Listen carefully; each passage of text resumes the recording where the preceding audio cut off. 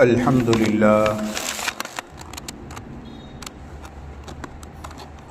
لله رب العالمين،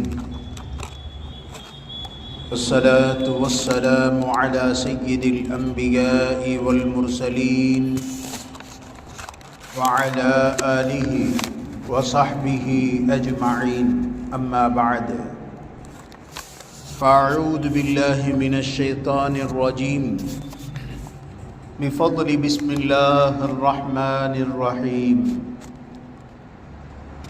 ومكروا ومكر الله والله خير الماكرين. وقال نبينا محمد المصطفى صلى الله عليه وسلم: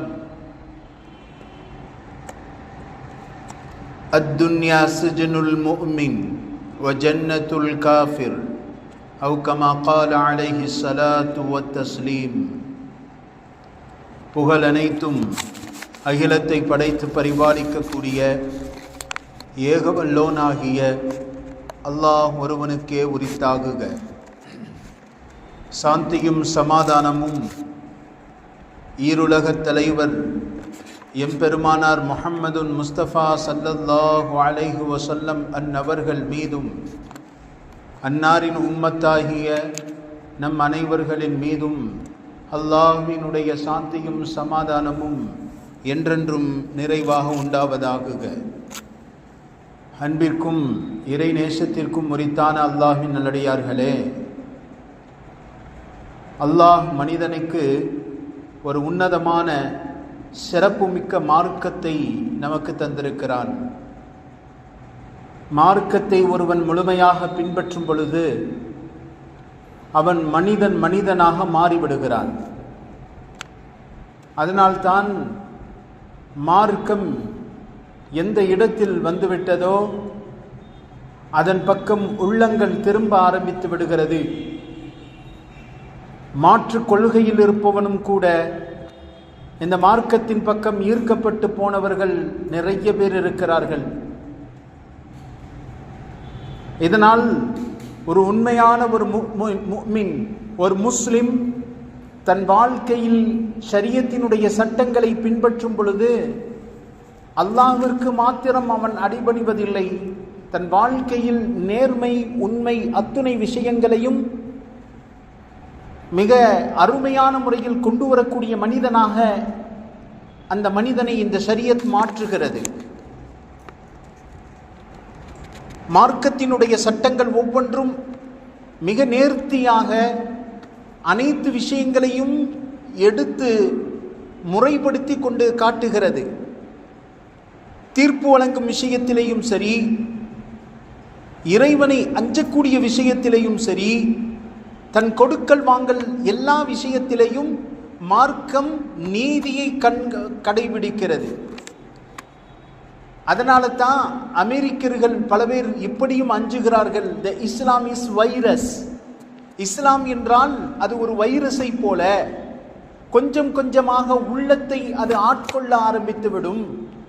நீதியை விரும்பக்கூடியவர்கள் இஸ்லாத்தின் பக்கம் சாய்ந்து கொண்டே செல்லுவார்கள் என்பதாக மேற்கத்திய கலாச்சாரத்தை விரும்பக்கூடியவர்களும் கூட சில பேர் இப்படியும் அஞ்சுவதுண்டு. எந்த பக்கம் நீதி இருக்கிறதோ அந்த பக்கம் இஸ்லாம் என்பது சாய்ந்து இருக்கும். அவன் முஸ்லிமாக இருந்தாலும் சரி, மாற்று கொள்கையில் இருந்தாலும் சரி, அவன் கொள்கையை மார்க்கம் பார்ப்பதில்லை, சத்தியத்தை மட்டுமே உலகத்திற்கு எடுத்துச் சொல்லக்கூடிய இந்த மார்க்கம் சத்தியத்தின் பக்கமே சாய்ந்திருக்கக்கூடியது. அதனால தான் உமரே பின் ஹத்தாப் ரலியல்லாஹு அன்ஹு அவர்களுக்கு உமரே ஃபாரூக் என்ற பட்ட பெயர் இப்படியும் வந்ததாம். சத்தியத்தை அசத்தியத்தை பிரித்து பார்க்கக்கூடியவர். முஸ்லிமுக்கு சாதகமாக இல்லாமல் பாதகமாக தீர்ப்பை சொல்லிவிட்டார்கள் பெருமானார் ஸல்லல்லாஹு அலைஹி வஸல்லம். ஆதாரம் முழுவதும் யூதனுக்கு சாதகமாக இருக்கும் பொழுது முஸ்லிமுக்கு பாதகமான தீர்ப்பையும் பெருமானார் கொடுத்தது மிக முக்கியமான ஒன்று. எந்த பக்கம் நீதி இருக்கிறதோ அந்த பக்கம் மார்க்கம் சாய்ந்து சொல்லும். இன்னல்லாஹ யஅமுரு பில் அத்ல், அல் குர்ஆன் இப்படி பேசுகிறது, அல்லாஹ் நீதமாக இருப்பதை விரும்புகிறான். இதனால தான் இஸ்லாம் அல்லாத மற்ற நபர்கள் இப்படியும் அஞ்சுகிறார்கள், இஸ்லாத்தை எப்படி முடக்குவது, இஸ்லாத்தினுடைய சொத்துக்களை எப்படி முடக்குவது என்பது போன்ற பல யோசனைகள், பல சிந்தனைகளில் மூழ்கி இன்றைக்கு இந்தியா முழுவதும் நாம் பார்த்து கொண்டிருக்கக்கூடிய வக்ஃபு சொத்தினுடைய ஆக்கிரமிப்பும் இது ஒரு பக்கத்தின் இஸ்லாத்தினுடைய வளர்ச்சியை தாங்கிக் கொள்ளாமல் பல நபர்களுடைய எதிர்ப்பாக பதிவு செய்யப்படுகிறது. அப்ப இந்த வக்ஃபு சொத்துக்கள் முழுக்க முழுக்க ஷரியத்தினுடைய பார்வையில் என்ன, மார்க்கம் நமக்கு எப்படி கற்றுத்தருகிறது? பெருமானார் ஸல்லல்லாஹு அலைஹி வஸல்லம் ஒரு ஹதீஸிலே சொல்லுவார்கள், அஹப்புல் மாலி இலல்லாஹ், ஒரு மனிதனுக்கு அல்லாஹ் கொடுத்திருக்கக்கூடிய செல்வத்திலேயே மிக பிடித்தமானது எது என்று சஹாபாக்களிடத்தில் பெருமானார் கேட்கும் பொழுது சஹாபாக்கள் எல்லாம் சொல்லுவார்கள், யா ரசூலல்லாஹ், ஒரு மனிதனுக்கு வாரிசு சொத்தா அல்லது தான் சம்பாதித்த சொத்தா? இரண்டில் தான் எதை சம்பாதித்தானோ அதைத்தான் மனிதன் விரும்புவான் யா ரசூலல்லாஹ் என்று சொல்லும் பொழுது பெருமானார் ஸல்லல்லாஹு அலைஹி வஸல்லம் அவர்கள் சொல்லுவார்கள், ஒரு மனிதன் சம்பாதிக்கக்கூடிய சம்பாத்தியத்திலேயே அவனுக்கு மிக அதிகம் பிரயோஜனம் தரக்கூடியது அவன் மறுமைக்காக வேண்டி அனுப்பி வைக்கப்பட்ட சொத்துக்கள் தான். பரவலாக இஸ்லாமிய சமுதாயத்திலே இன்றைக்கு வக்ஃபு சொத்துக்கள் நிரம்பி இருப்பதற்குரிய மிக முக்கியமான காரணம் இதுதான். நம்முடைய முன்னோர்கள், அல்லாஹ் எனக்கு கொடுத்த இந்த சொத்து என்னோடு மட்டும் நின்றுவிடக்கூடாது, பிற்காலத்தில் வரக்கூடிய முன்னோர்கள் பயன்படுத்த வேண்டும், சமுதாயம் அதை பயன்படுத்த வேண்டும் என்ற மிகப்பெரிய ஒரு நன்னோக்கிலே நம்முடைய முன்னோர்கள் கொடுத்து வைத்து வக்ஃபு செய்துவிட்டு சென்ற மிகப்பெரிய ஒரு சொத்து இன்றைக்கு கேள்விக்குறியாய் அரசிடத்தில் சிக்கி இருக்கிறது. யோசித்து பார்க்கிறோம். மார்க்கம் சொல்லித்தரக்கூடிய ஒவ்வொன்றையும் நாம் இன்றைக்கு சிந்தனையில் வைத்துக் கொள்வதற்கு கடமைப்பட்டிருக்கிறோம்.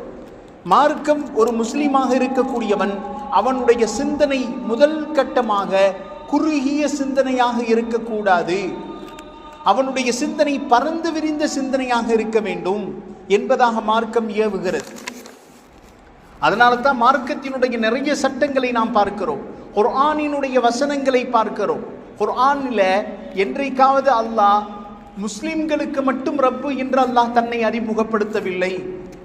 அல்லாஹ் தன்னை கடவுள், ஒரு சாராரினுடைய கூட்டத்தின் கடவுள் என்று அல்லாஹ் ஜல்ல ஷானஹு வ தஆலா தன்னை அறிமுகப்படுத்துவதில்லை.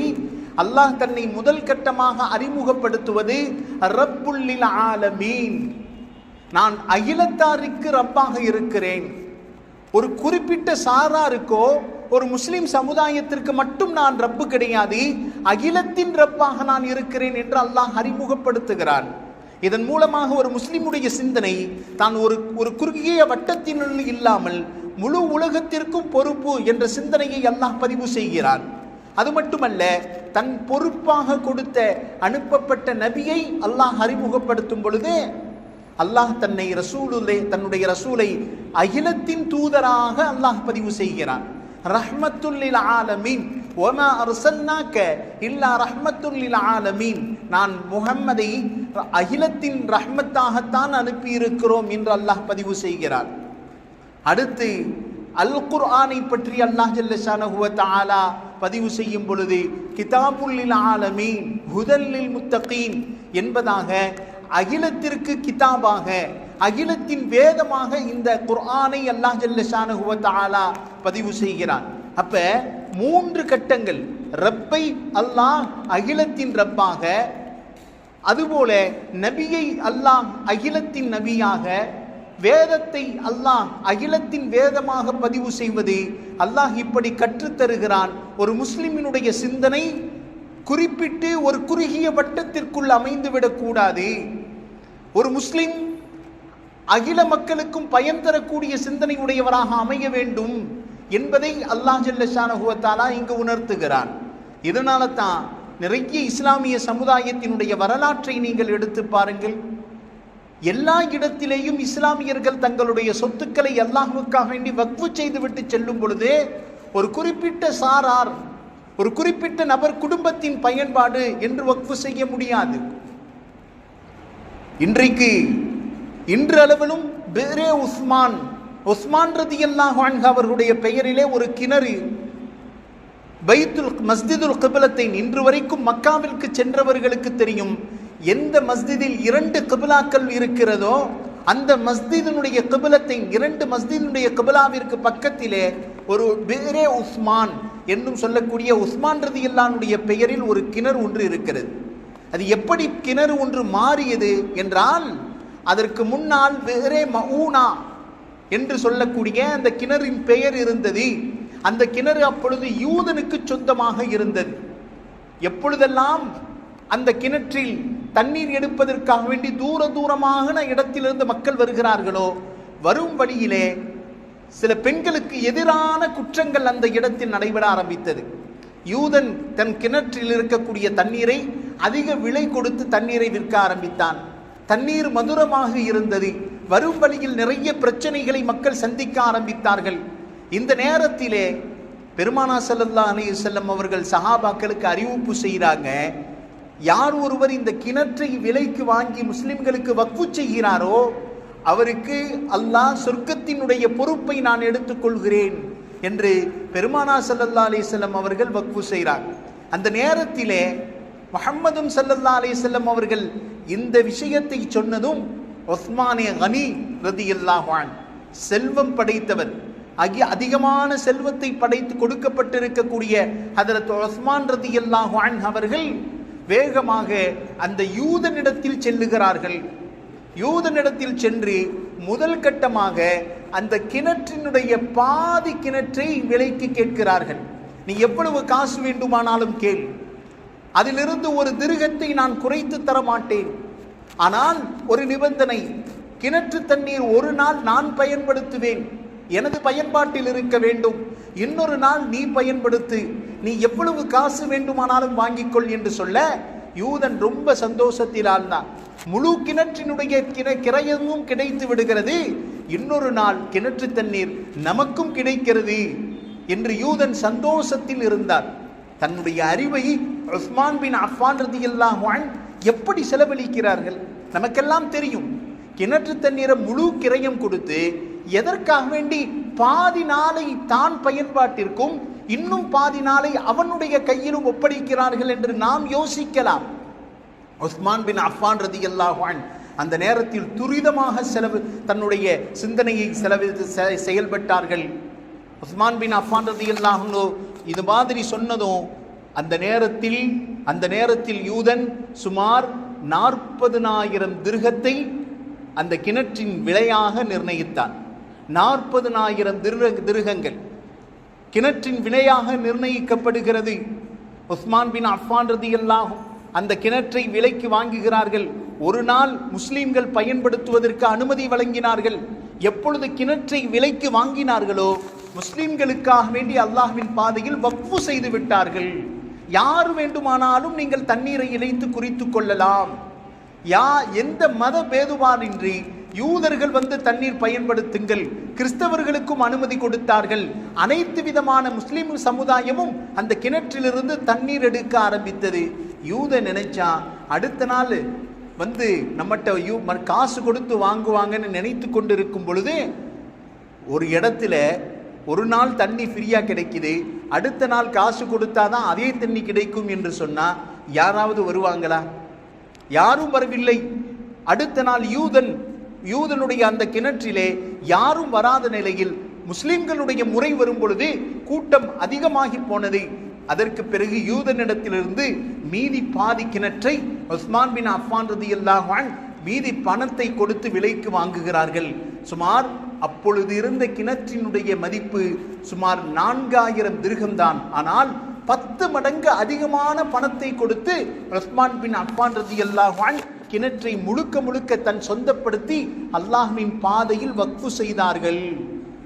எப்பொழுது பெருமானா ஸல்லல்லாஹு அலைஹி வஸல்லம் அவர்களுக்கு இந்த விஷயம் தெரியும் பொழுது பெருமானா ஸல்லல்லாஹு அலைஹி வஸல்லம் சொர்க்கத்தை கொண்டு பஷாரத் நன்மாராயம் செய்தார்கள் என்றும் ஹதீஸிலே நம்மால் பார்க்க முடிகிறது.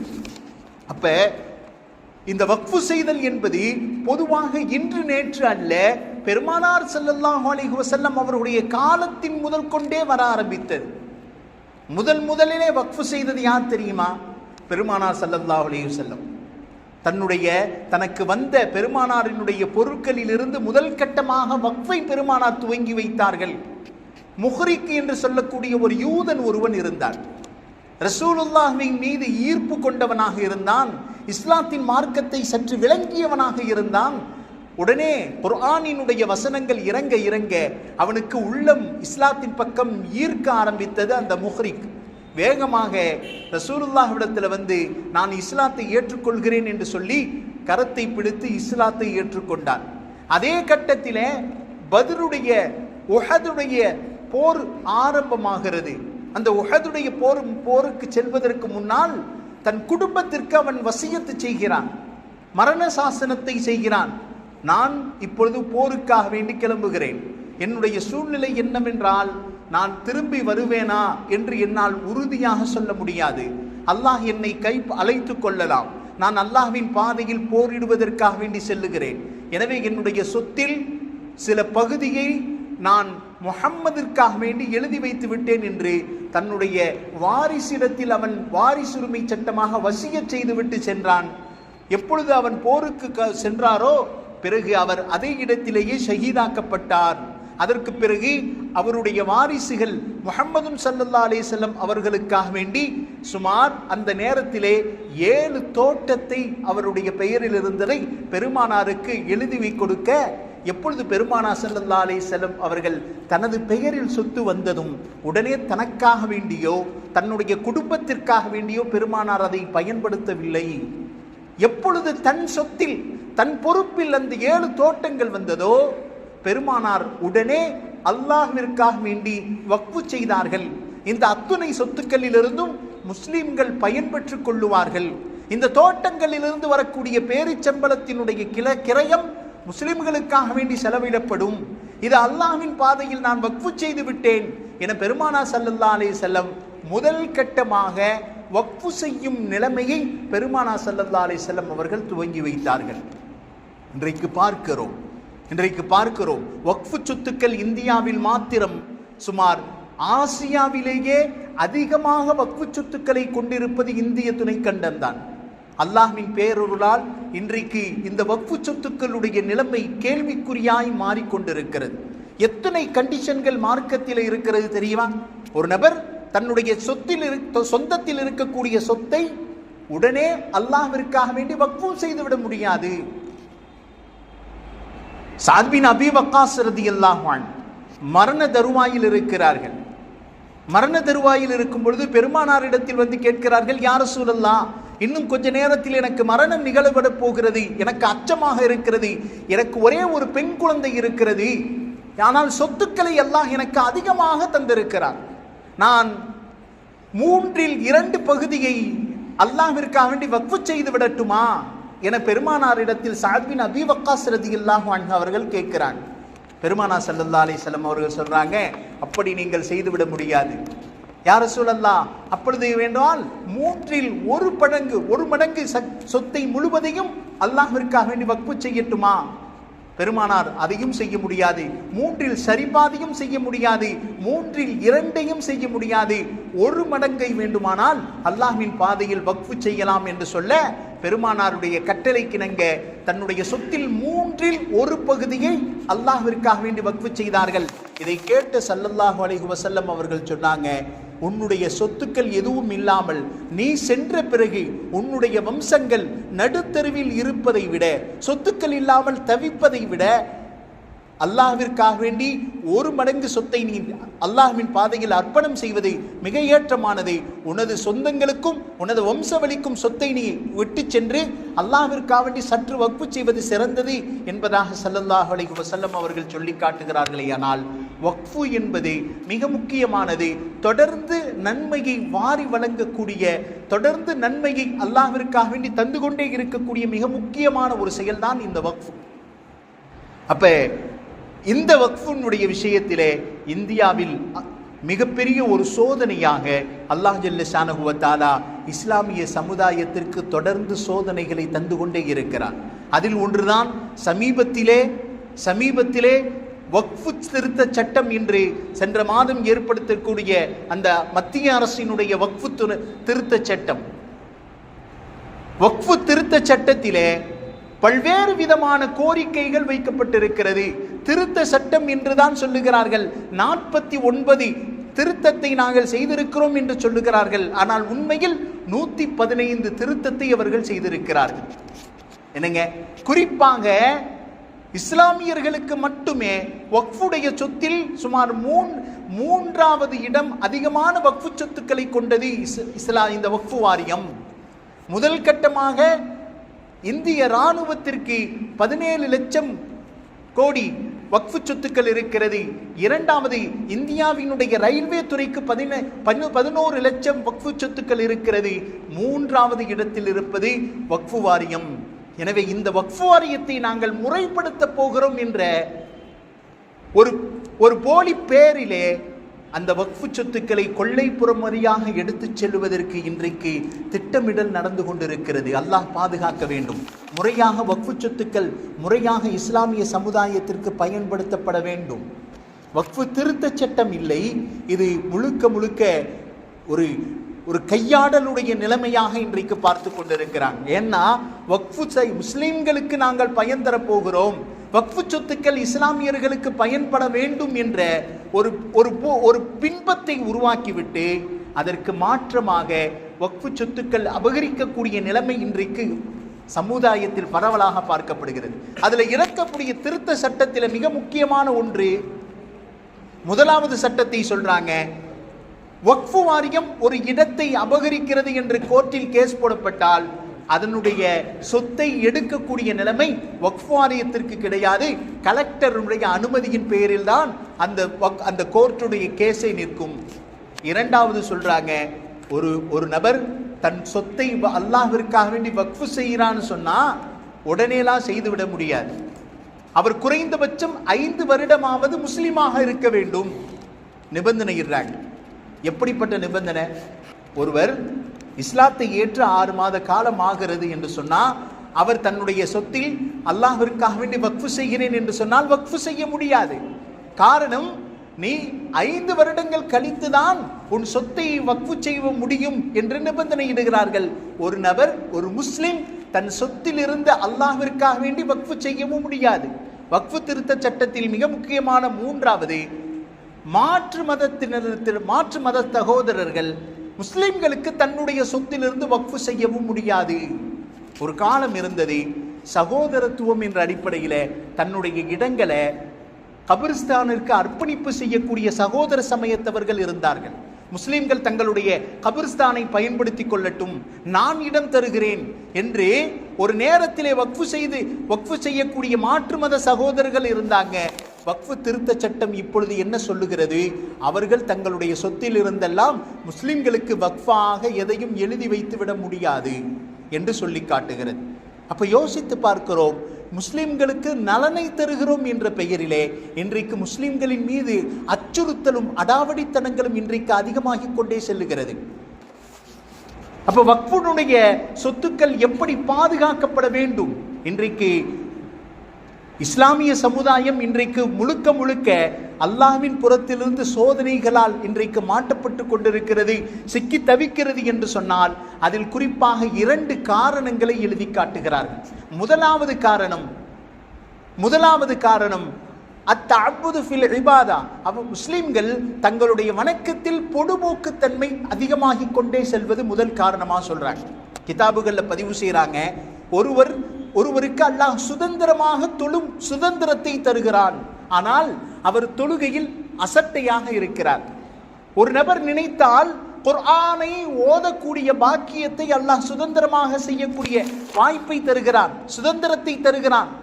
நாம நினைத்தால் எப்பொழுது வேண்டுமானாலும் தொழுது கொள்ளலாம், எப்பொழுது வேண்டுமானாலும் குர்ஆனை ஓதலாம், எப்பொழுது வேண்டுமானாலும் நோன்பை வைத்துக் கொள்ளலாம், தன்னால் முடிந்தால் ஹராமான விஷயங்களை விட்டும் தவிர்த்திருக்க முடியும்.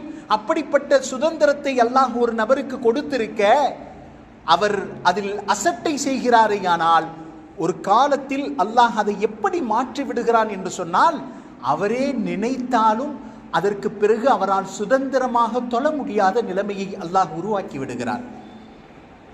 அவரே நினைத்தாலும் அவரால் நோன்பு வைக்க முடியாது, பகிரங்கமாக எதையும் செய்ய முடியாத ஒரு சூழ்நிலையை அல்லாஹ் ஜல்ல ஷானஹு வ தஆலா உருவாக்குகிறான்.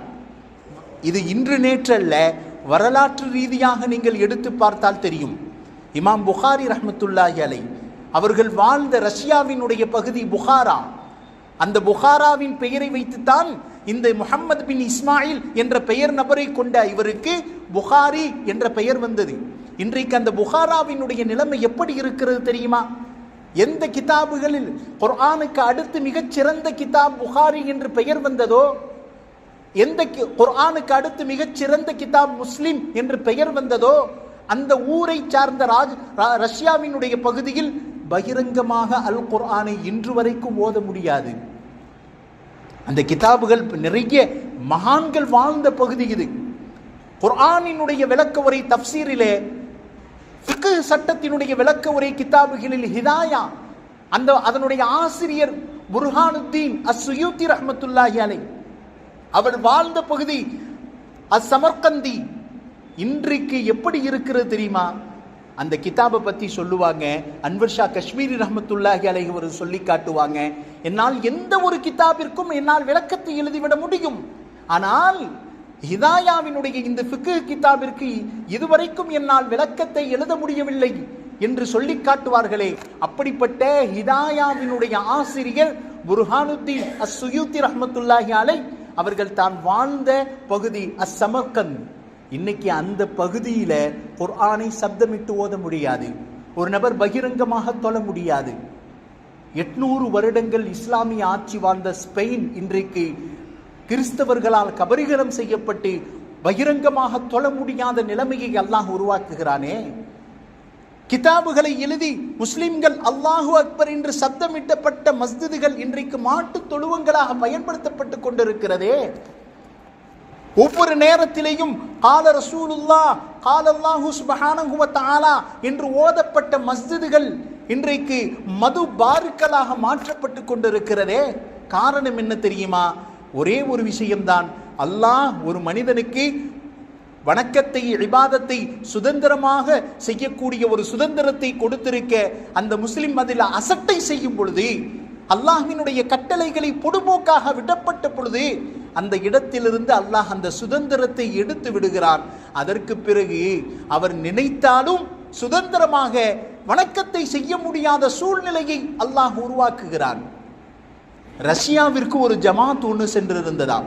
ரஷ்யாவினுடைய பகுதி, எந்த பகுதியில் இமாம் புகாரி ரஹ்மத்துல்லாஹி அலைஹி வாழ்ந்தார்களோ அந்த பகுதிக்கு ரஷ்யாவிற்கு ஒரு ஜமாத் ஒன்று சென்றது. ஜமாத் ஒரு காட்டு வாங்கான பகுதியில் இறங்கி நடந்து கொண்டு செல்றது. எல்லோரும் நடந்து போய்கிட்டு இருக்கிறாங்க. பார்த்தா காட்டு பகுதியில யாரோ மறைந்து உட்கார்ந்து குர்ஆனை ஓதிக்கொண்டிருக்கக்கூடிய சப்தம் கேட்கிறது. யாரோ மறைந்த நிலையில அல் குர்ஆனை ஓதிக்கொண்டிருக்கிறாங்க. இந்த ஜமாத்திற்கு சப்தம் மட்டும் கேட்கிறது, எங்கிருந்து வருகிறது என்று தெரியவில்லை.